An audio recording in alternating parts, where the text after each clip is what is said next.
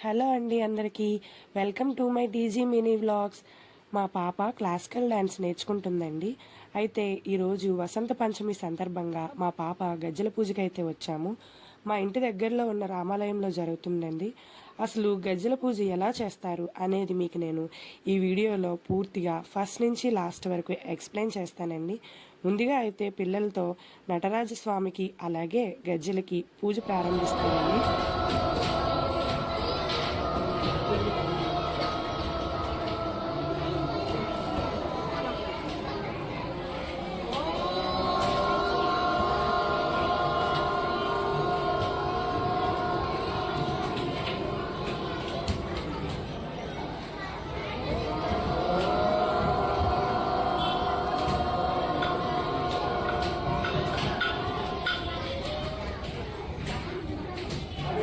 అక్కడ పిల్లలు పూజ చేస్తూ ఉంటారండి.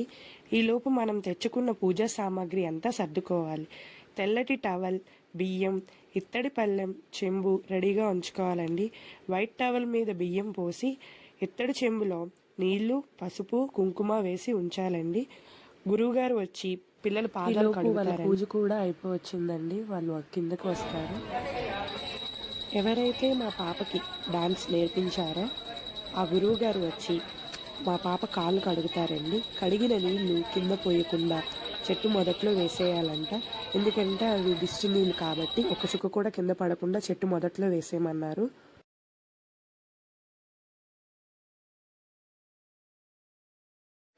తరువాత గజ్జలు ఇస్తారండి.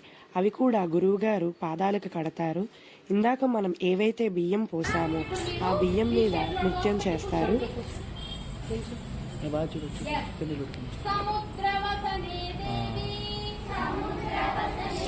చూడు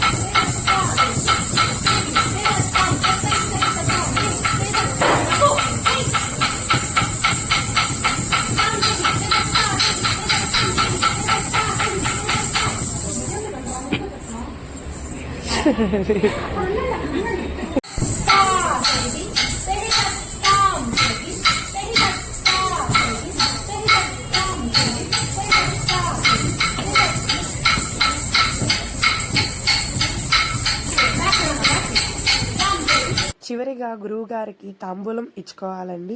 చీర, స్వీటు, పండ్లు, బియ్యం 2116 ఇవ్వాలి. ఇచ్చి బ్లెస్సింగ్స్ తీసుకోవాలండి. ఇదండి మా పాప గజ్జల పూజ జర్నీ. మీకు ఈ వీడియో నచ్చినట్టుగా అయితే లైక్ అండ్ సబ్స్క్రైబ్ చేసి నాకు సపోర్ట్ చేస్తూ ఉండండి. Thank you so much.